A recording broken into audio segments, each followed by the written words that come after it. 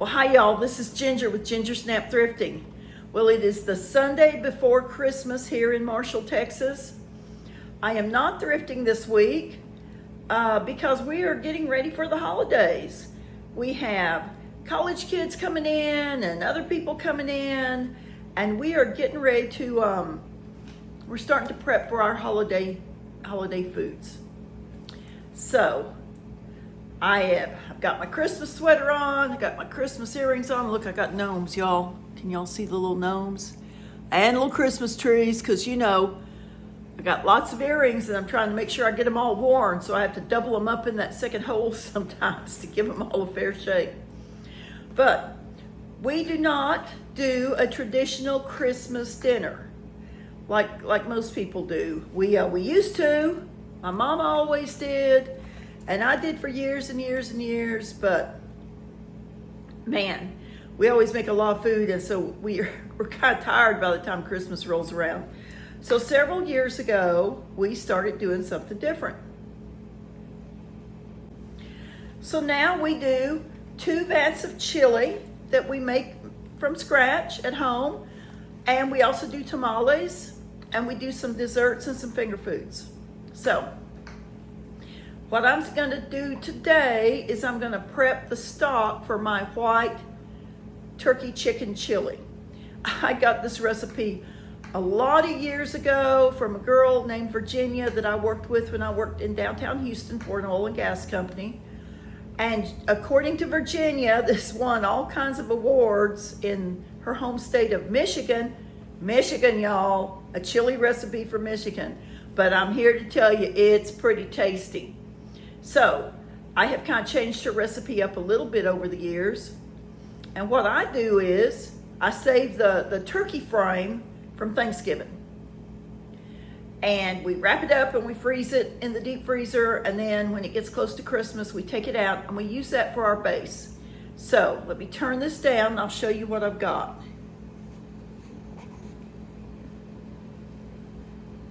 All right. I've got my big pot here, and this is my turkey. Now I'm going to unwrap it. It's wrapped up pretty tight, lots of saran wrap, lots of tin foil. And I didn't wrap this. My sister-in-law, Tally Faye, and my daughter, Brittany, wrapped this while I just rested after cooking a big meal. My daughter Brittany and I take turns hosting holidays, so this year was my turn to host Thanksgiving, so she'll be hosting Christmas. So I'll have my contributions all made up and probably put in a big crock pot or something, and we'll be taking them over to her house for Christmas dinner. And when I say Christmas dinner can be served anywhere from about 12:30, 1 o'clock on. We lay the food out, we keep it warm, and we let people eat as they want to. We all eat together the first meal, but then after that, we all just kind of hang out. And our family plays Scrabble, y'all. Y'all like Scrabble? Scrabble was a favorite of mine growing up. And it's just become a favorite with my kids and I, my husband, my brothers, when they come into town, their children. Okay, I got a piece of plastic right here stuck. Can you see? What I'm gonna do is get some scissors and cut that out, and as soon as that thaws in the pot, I'll pick it out.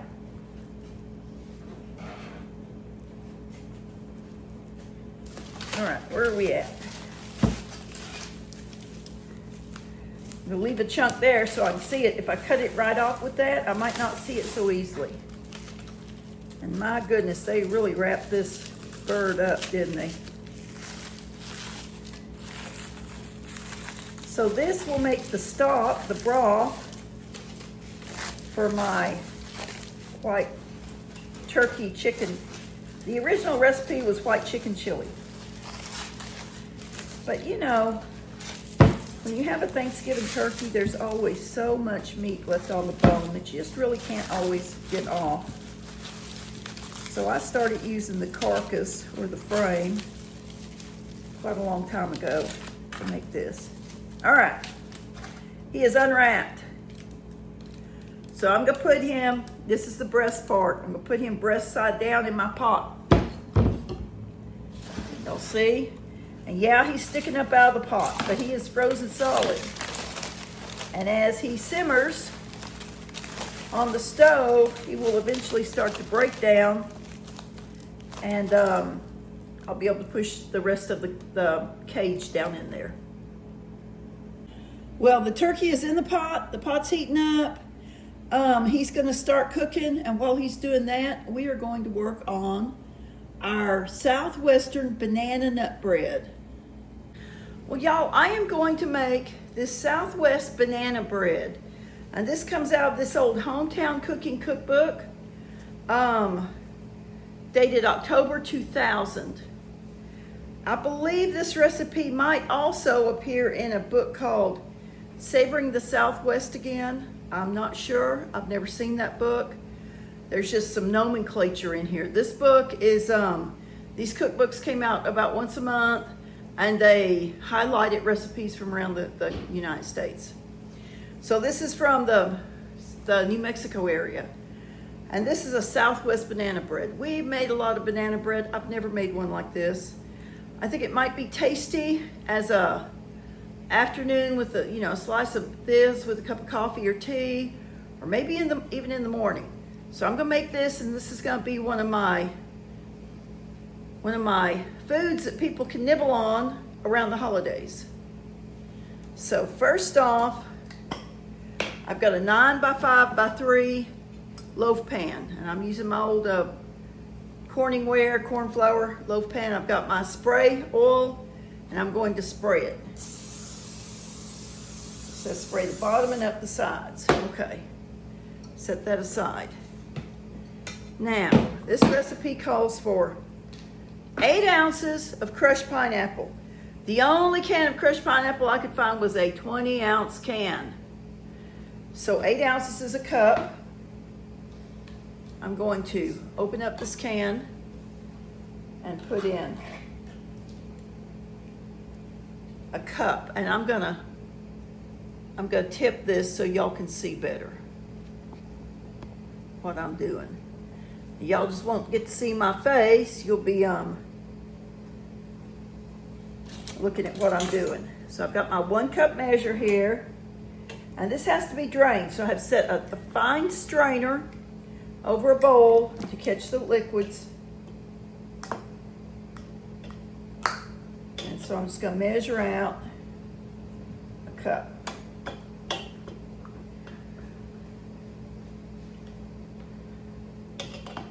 It looks like it's gonna be, I'm straining out a little bit of the juice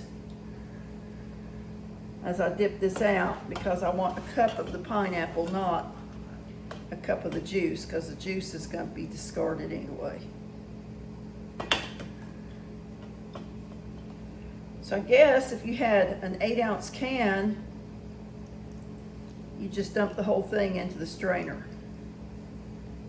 Okay, so that's in there to drain. Now, the next thing we need is a 4-ounce container of chopped green chilies. Now I've got the old El Paso kind, and hang on just a minute, I've got to go open these. Okay, so that's opened. I'm gonna dump these in with the pineapple. And I'm gonna set all this stuff aside to drain. And I'm actually gonna press on it a little bit to try and get it to drain a little more quickly. Ooh, I smell those peppers, y'all. Canned green chilies can be pungent. Let me see, are these canned in water? Does not say, it says they're mild, which is good. Because I wouldn't want them to be real hot. And I'm just kind of working this around and pressing it down a little bit. All right, I'm gonna set these over to the side.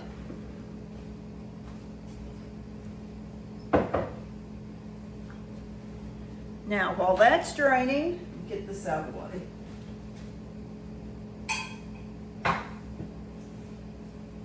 While that's draining, oh, I got a mess. There we go. Again, while that's draining, I'm going to blend up my dry ingredients. In this bowl, I have 2 cups of all-purpose flour. Now, the original recipe called for a cup of all-purpose flour and a cup of whole wheat flour, and it said that it would make a less dense loaf if you used all-purpose flour. Well, I didn't have any whole wheat flour handy, so I'm just using all-purpose flour. To this, I need to add 1 teaspoon baking powder, 1 teaspoon baking soda.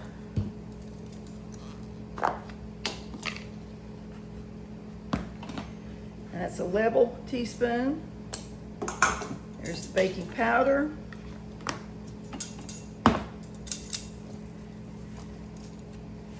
And here is the baking soda.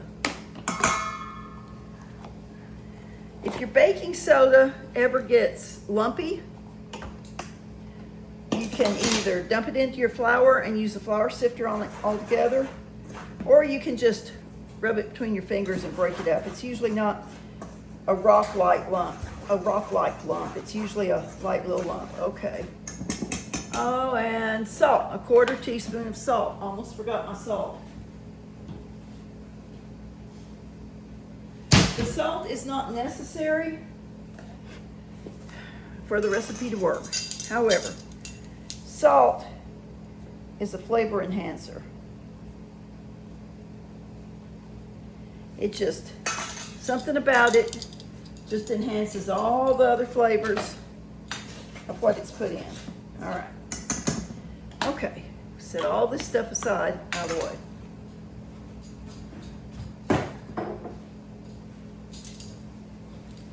Now, we're gonna go over to the mixer because we need to work on our wet ingredients now.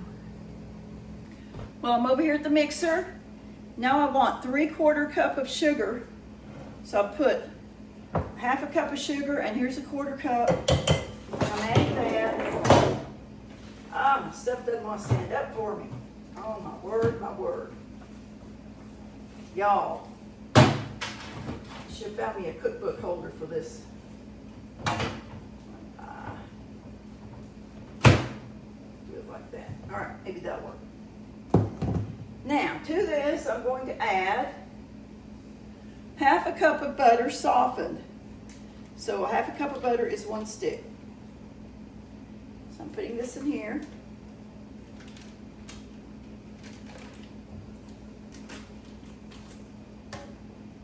And we're going to mix it up.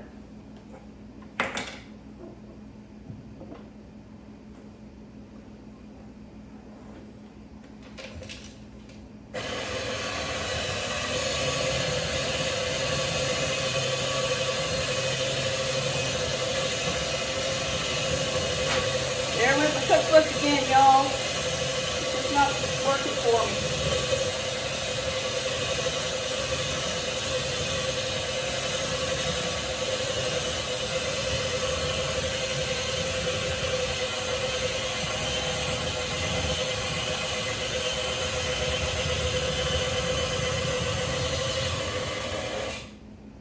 All right. Sit up there. Thank you. Come here, you. Thank you. Y'all have days in the kitchen like this where everything that could go wrong does? I have a few of them, I'm here to tell you. All right, let's put that back there. All right, now we're gonna add 2 eggs.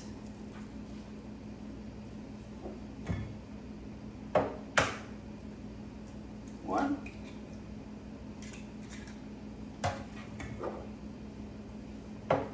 Two.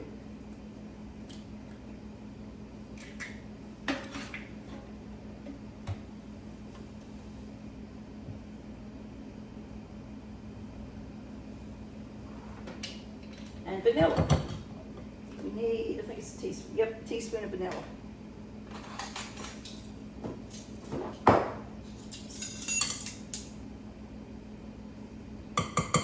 One teaspoon of vanilla. And it says, beat until combined.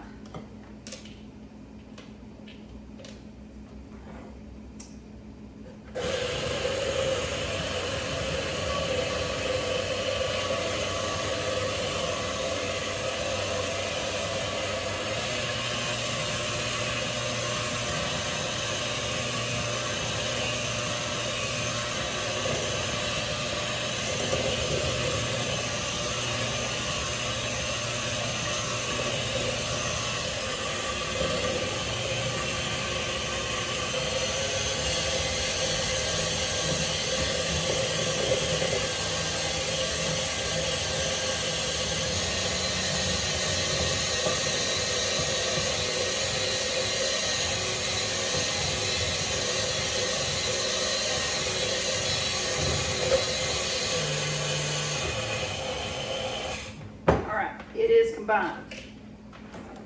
I think it's combined good enough. Now we're going to add our bananas. So the recipe says 3 mashed bananas. But let me show y'all what I've got. Reach right past you here. This is a bag of bananas I took out of my freezer. Now, a fun fact is that when you're making banana bread, you want those bananas to be as ripe as you can get them. You want them to, the peels to be thin and to have lots of brown spots, and that they, not that they're wet feeling inside, but that they're super soft when you press them. But when they get to that point, they're not gonna last much longer. So if you cannot get banana bread made, you can peel them, throw them in a Ziploc baggie and stick them in the freezer, and pull them out to make your banana bread later. So they will release some fluid. You see this fluid? And that is because the cell structure of the banana breaks down in the freezer. So what I'm gonna do is drain out most of this fluid.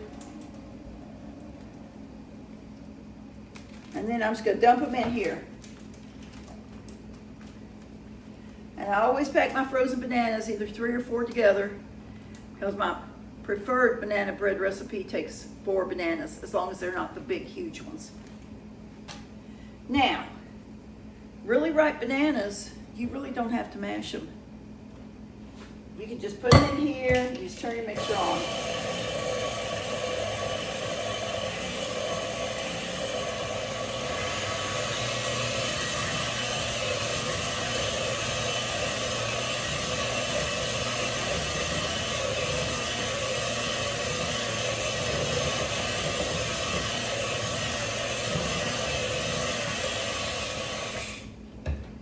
All right, let me scrape these beaters off and I'll show you what we have here. Actually, we're not going to need the beaters anymore. Check them.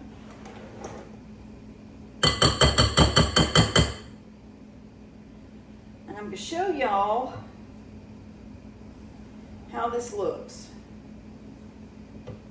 And you need to remember, this is not a fine cake with a light, airy texture. This is kind of a rustic type bread, I believe. I've never made this one before, but most banana bread is kind of rustic. All right.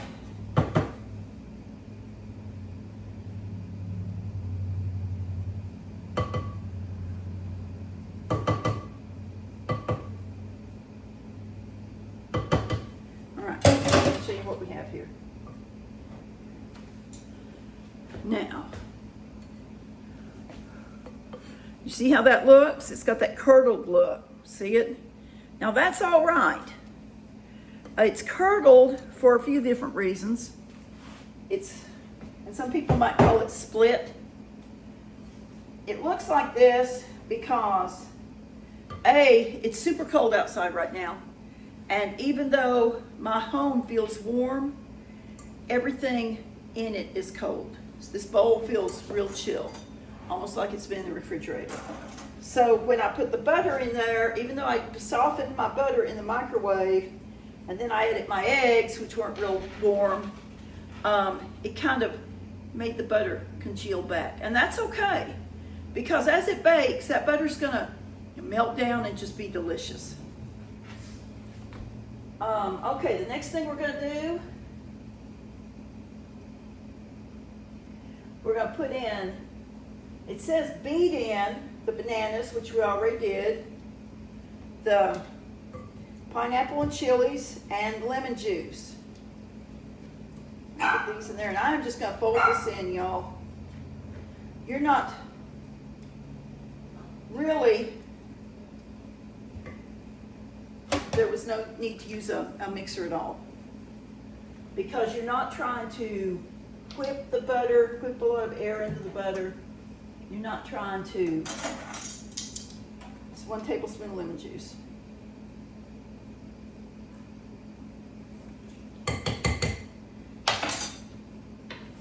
You're not trying to make a certain texture that requires a lot of air in it. This is going to be a rustic loaf. I know it's going to be a rustic loaf because A, it's banana bread, and B, it's got these other wet ingredients, these chilies and pineapples in it. All right, now, okay, y'all, I smell the chilies, I smell the pineapple. I gotta tell you, I'm not a big fan. We're gonna see. Okay, I don't like the taste of cooked bananas. I have never liked banana bread. I owned a bakery and I made thousands and thousands of loaves of banana bread, and it was our signature item, but we made a cinnamon walnut banana bread. So the cinnamon took some of the banana flavor down. So I'm gonna add some cinnamon to this. Hang on just a minute.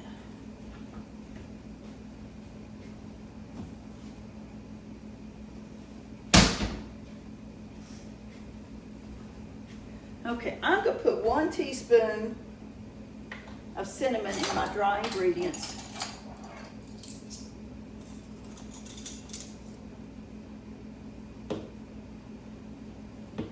Actually, put a 1/2 teaspoon in there.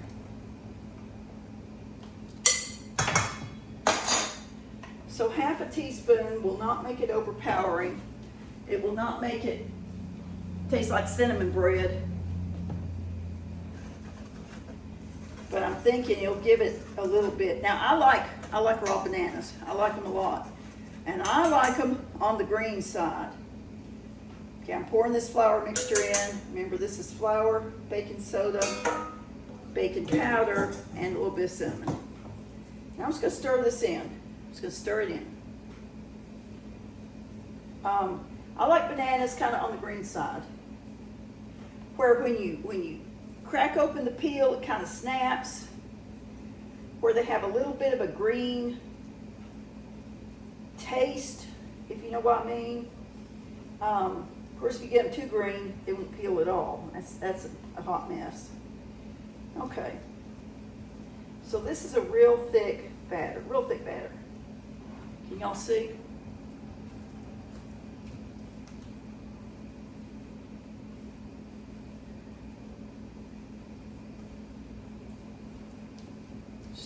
Just folding it in, just stirring it in. You don't want to get too carried away with stirring. You for sure don't want to use a mixer, because the more you work flour, the more the gluten builds up. And because this recipe originally had whole wheat flour doesn't have the same level of gluten in it. So you have to have some white flour for the gluten for it to be able to rise.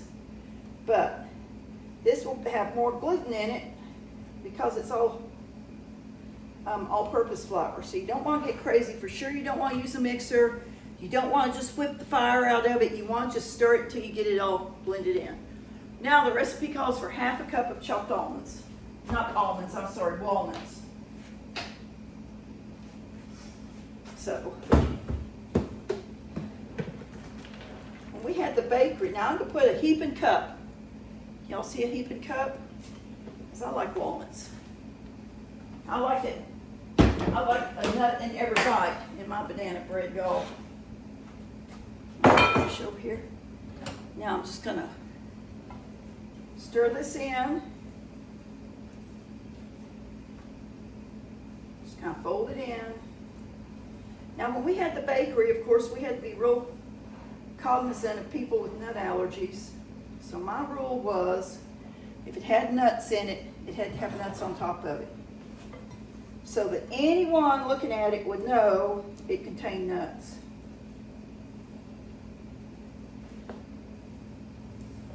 So I'm going to pour this in. You see how thick it is? You see how thick and stiff it is?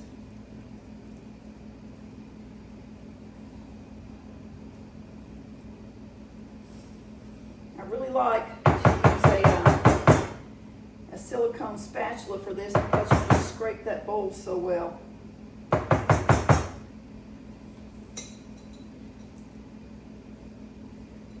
never used these until we had the bakery and those great humongous bakery bowls. If you didn't scrape them out real good, you could lose 3 or 4 muffins or several cookies down the drain. All right, now I'm just spreading this out. Try and spread it out evenly. A thinner batter will kind of run if you don't get it spread real well. But a thicker batter like this, it starts to cook and set up before it gets so hot that it starts to settle, to level itself out. So you really want to make sure you get it spread out. All right, now, that the same. You see what I'm doing? Now, put some more nuts on top of it.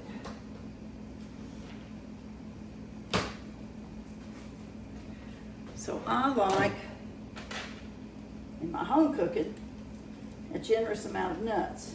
Now I will tell you that commercially, nuts are the most expensive ingredient. So if it's got a generous amount of nuts, they probably shorted the amount in the batter. Because everything, you gotta maintain your costs, you gotta make a profit, you gotta keep your profit margins. And that's just the way it is. So when we did the bakery and we did banana bread, we put a little row of nuts down the top as more embellishment, and kept all the nuts in the batter. Because like I said, I like a nut in every bite, or more than one nut. All right, this is how it looks. Now I'm gonna put it in the oven. The oven's preheated at 350. And I think it says to bake it for quite a long time, 60 to 65 minutes. So I'll start checking this at 50 minutes. And when it's done, I'll let you know how long it took in my stove. Okay, I let the bread bake for 55 minutes and checked it. And it ended up taking closer to 70 minutes in my oven. But it might not take that long in your oven. Then I took it out and set the dish on a metal rack. My charm bracelet's hung up, y'all. Give me a minute. On a metal rack, and let it cool for 10 minutes, and then I turned it out and then flipped it back over. And so here it is. Hang on, I'm hung up again.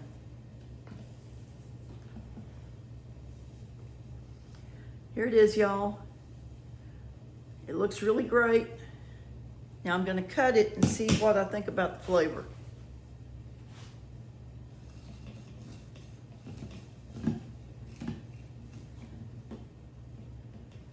So, still relatively warm. It's very moist inside.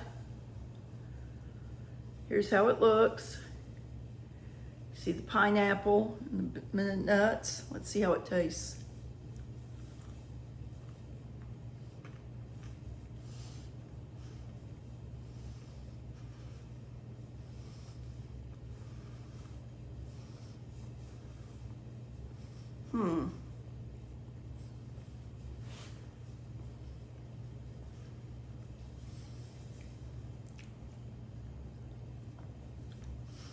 It's not real sweet.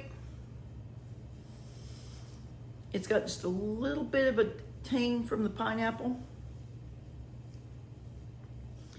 The chilies are just kind of a little undertone. The banana's not real pronounced, and neither is the cinnamon. A little bit of a a smidge of a little burn at the end. Try another taste.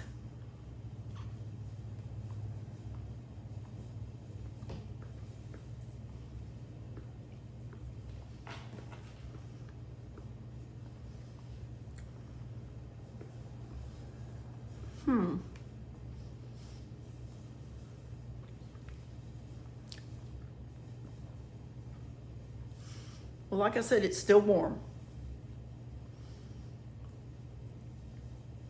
It's good. It's a good, mildly sweet bread, nice breakfast or mid-afternoon snack type bread. I don't know that I would guess what was in it if I didn't know that it had pineapple and green chilies in it. It has just got that little bit of a zzz at the end after you swallow. I can't wait to see what it's like cooled all the way. But that's our Southwestern banana nut bread. Now, I'm gonna pause this just a minute and show you what's going on with our soup pot over there. Okay, y'all, here's the turkey carcass cooking. It needs a little more water in it, but it's coming apart real well. I think another hour, I'll be ready to turn it off. And then I'll cool it. And I will debone it when it's cooled all the way.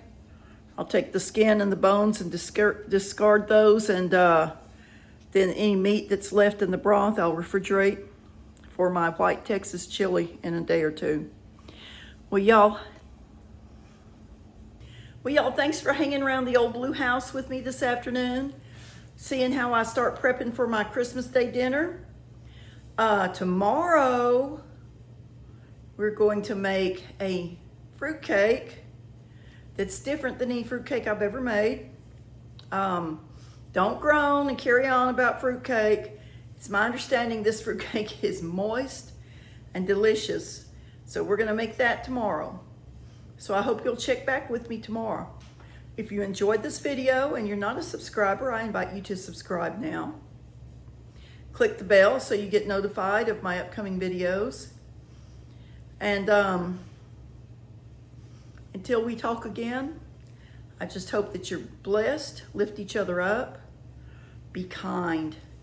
This is the Christmas season, and it's just a season to be kind to everyone. It's always the season to be kind to everyone. But especially at this season, don't get in such a hurry and such a tizzy that you forget to be kind. Well, until we talk again, this is Ginger with Ginger Snap Thrifting.